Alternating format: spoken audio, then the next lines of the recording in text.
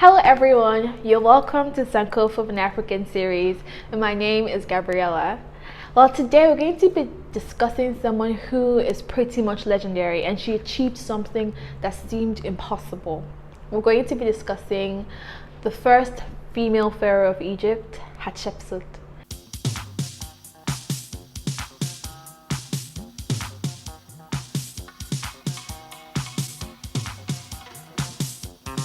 Now, Hatshepsut was the fifth pharaoh of the 18th dynasty of Egypt.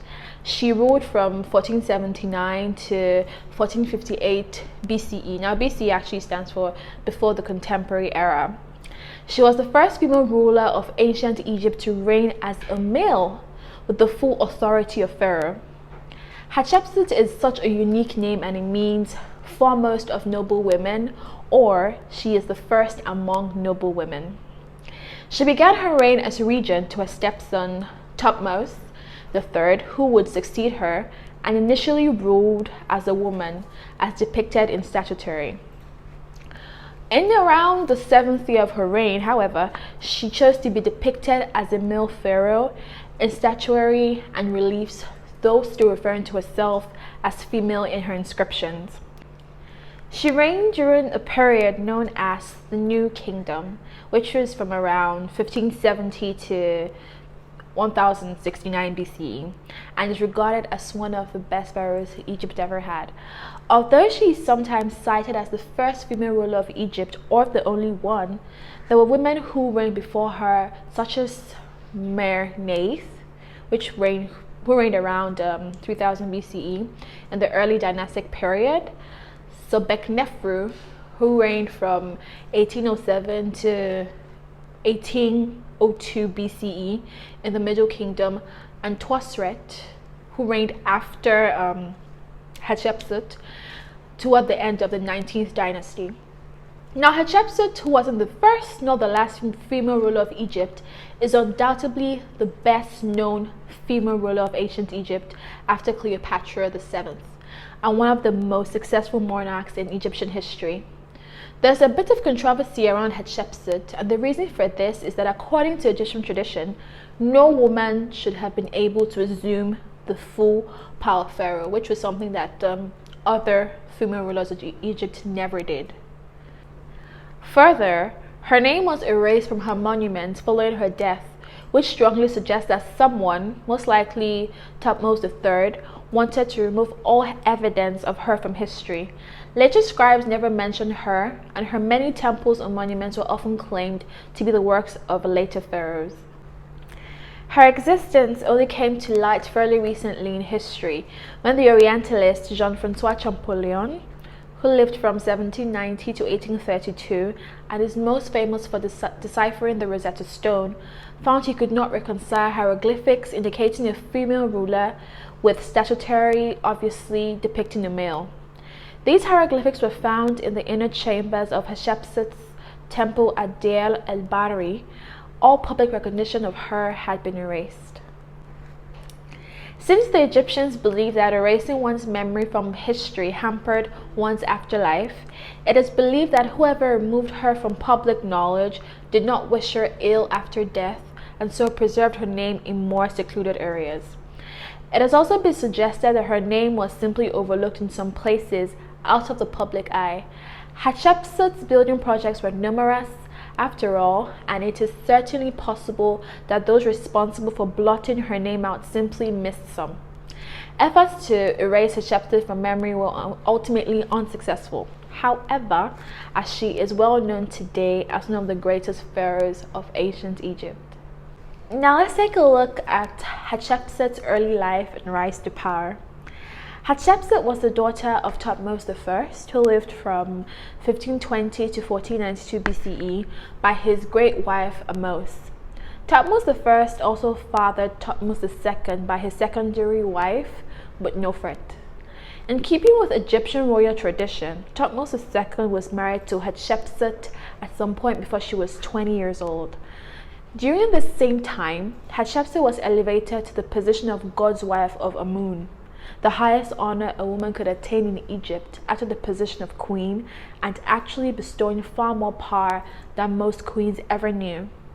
Hatshepsut and Thutmose II had a daughter, Neferuara, while Thutmose II fathered a son with his lesser wife, Isis. This son was Thutmose III, who was named his father's successor. Thutmose II died while Thutmose III was still a child, and so Hatshepsut became regent, controlling the affairs of state until he came of age. In the 7th year of her regency, though, she changed the rules and had herself crowned pharaoh of Egypt. She took on all the royal titles and names which she had inscribed using the feminine grammatical form, but had herself depicted as a male pharaoh. She still referred to her stepson as the king, but he was so in name only. Hatshepsut clearly felt she had as much right to rule Egypt as any man, and her depiction in art stressed this.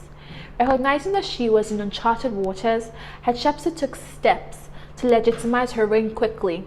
If her position as pharaoh were to be challenged, she was not going to simply allow herself to disappear. Now, how did Hatshepsut attain the impossible position of pharaoh?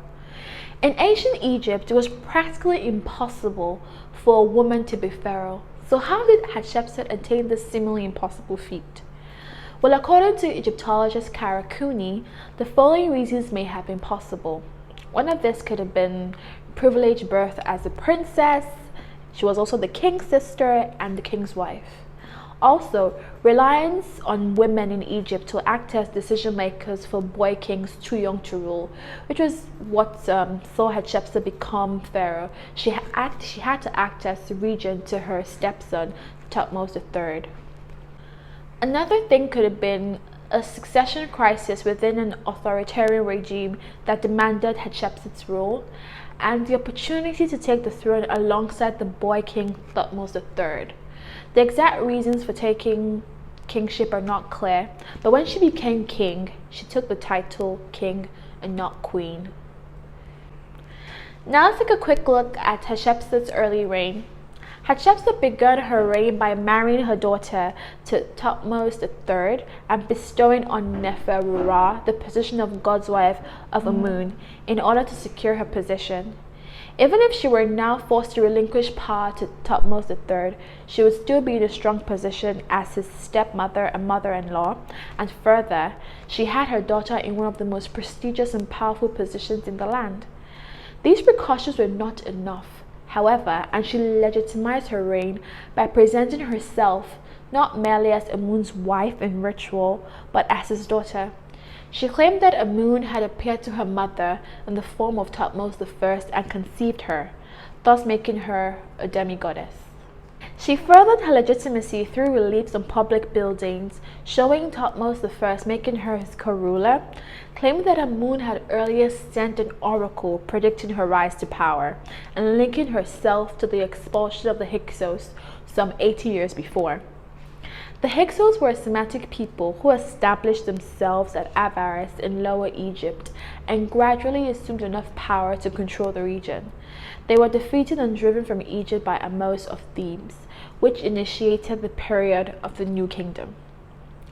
The later Egyptian historians regularly characterized the Hyksos, referred to as Asiatics, as hated tyrants who invaded Egypt, sacked temples, and desecrated shrines.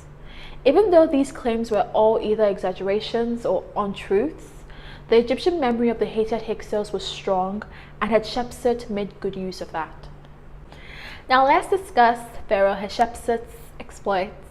In keeping with tradition, Hatshepsut set about commissioning building projects such as her temple at Deir el-Bahari and sending out military expeditions.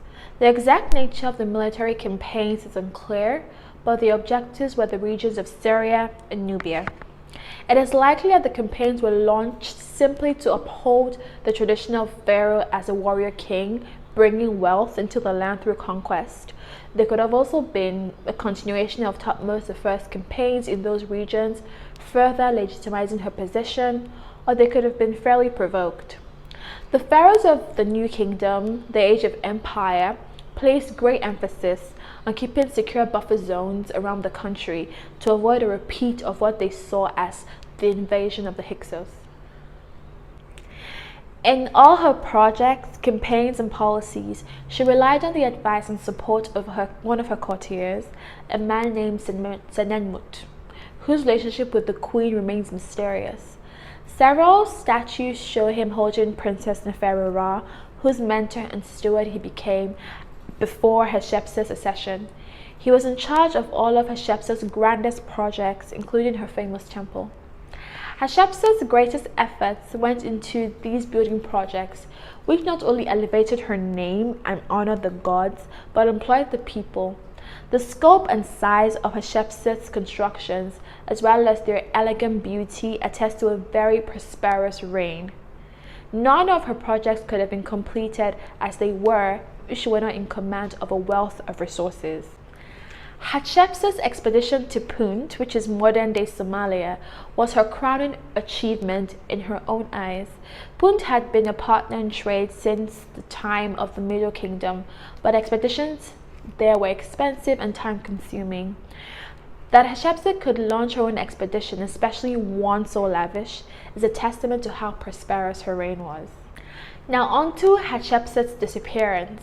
While Hatshepsut had been ruling the country, Thutmose III had not been sitting quietly by watching.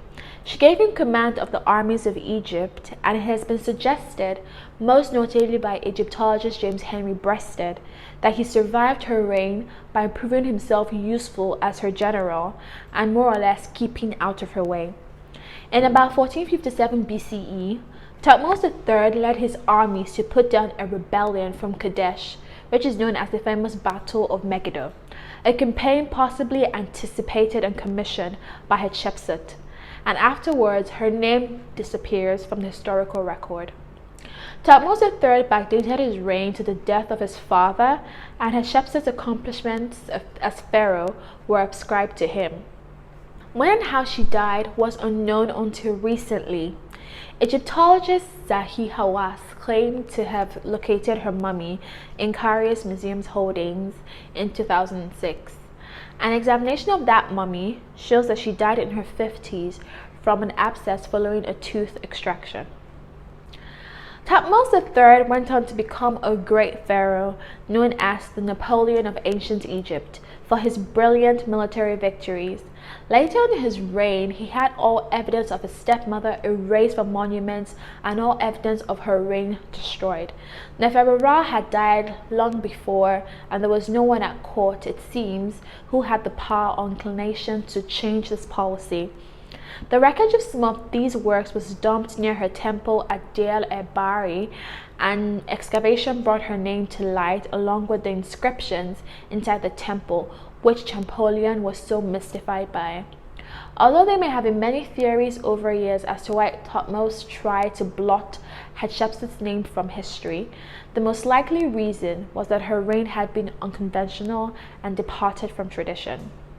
The pharaoh's chief responsibility was the maintenance of Mat, which is harmony and balance, and a woman in a man's position would have been seen as disruptive to that balance.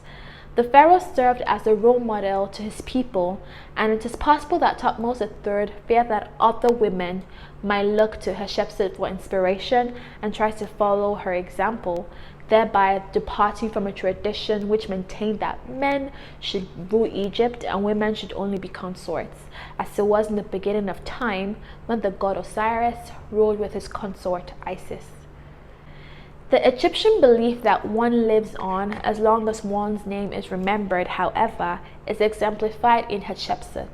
She was forgotten as the period of the New Kingdom continued and remained so for centuries. Once her name was found again by Champollion in the 19th century contemporary era and by others throughout the 20th, she gradually came back to life and assumed her rightful place as one of the greatest pharaohs in Egypt's history. So that's all for today. I would love you guys to tell me what amazing African female leader you would love to see me do next. And I'll be checking out for your responses in the comment section. So thank you so much for watching. Please share this video with your contacts, subscribe to our channel, and give us a huge thumbs up. Thank you. Bye.